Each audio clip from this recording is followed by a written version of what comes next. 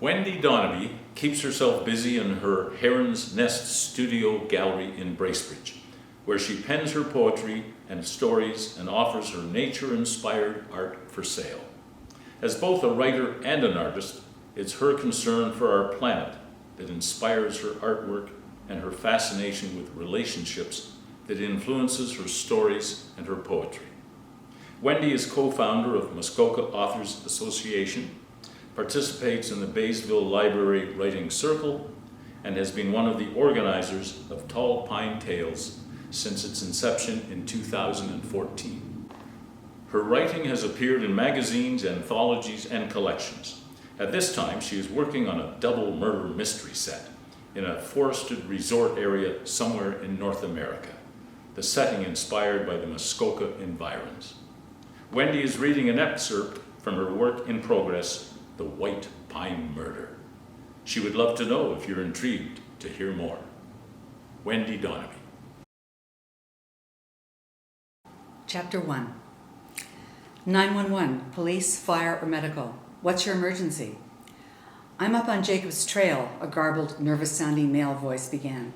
There's a body up here under a tree in the pasture, and it smells real bad. With over 10 years handling emergency calls, Janice Westover's fingers flew over her keyboard, relaying the caller's information directly to the closest police cruiser.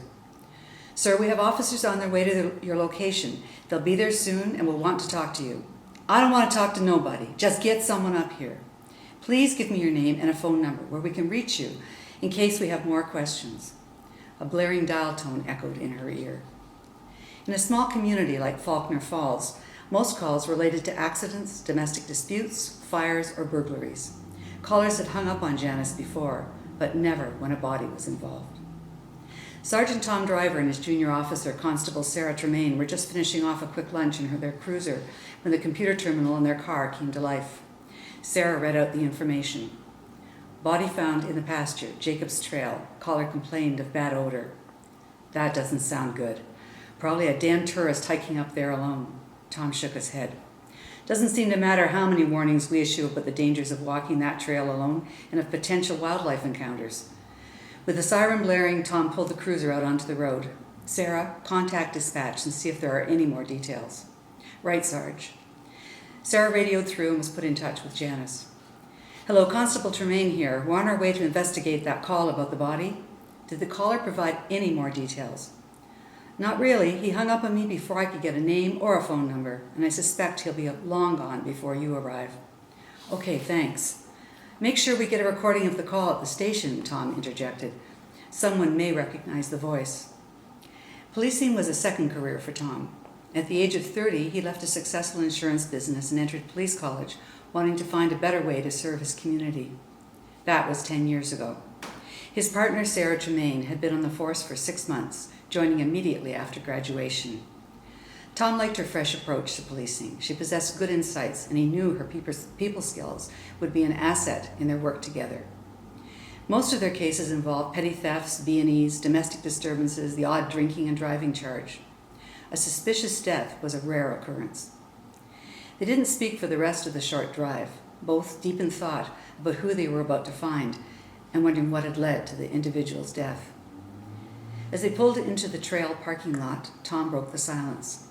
Whoever made that report had to be from around here, Sarah. No stranger that would know that area, we call that area the pasture. It was one of those midsummer days when temperatures soared and felt far hotter than what the thermometer read. With the intense sun beating down on them, they started up the trail. Only their shuffling footsteps punctuated the silence.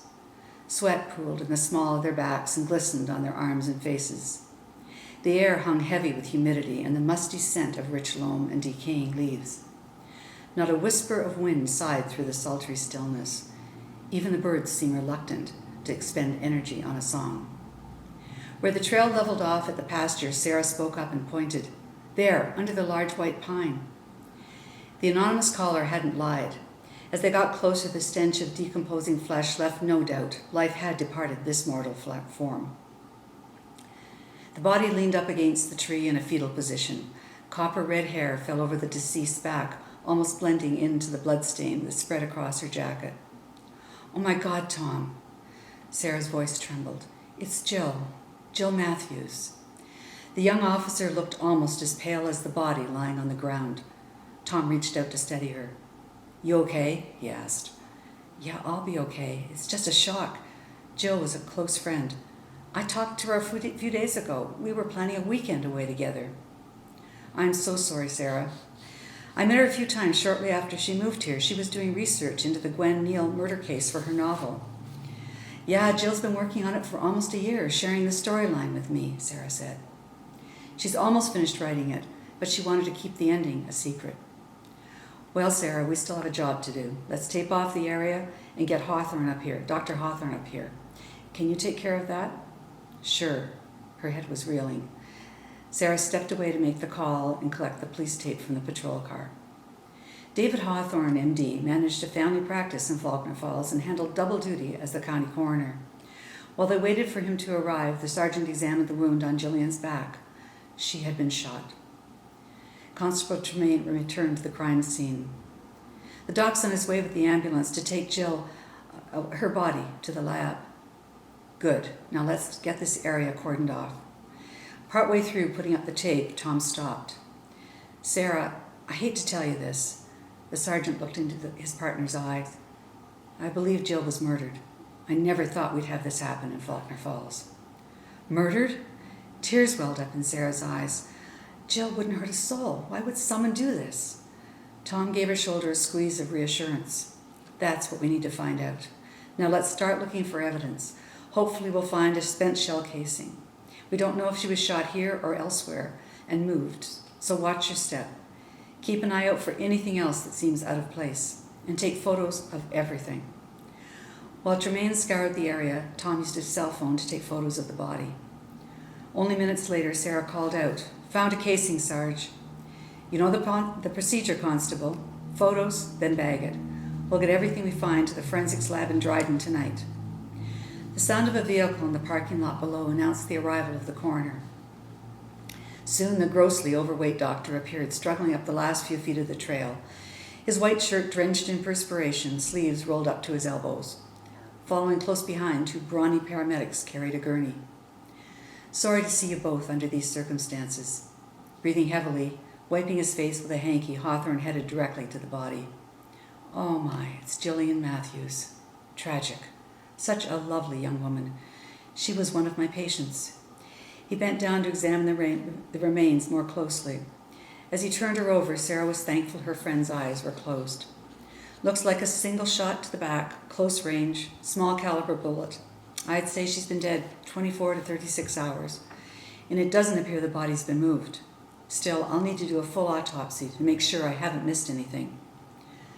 Doc, we did find one shell casing that we're sending to the lab, Tom shared. We'll get that report to you. Good, thanks, Tom. The doctor turned to the paramedics. Okay, boys, you can take her away now. Please handle her with care.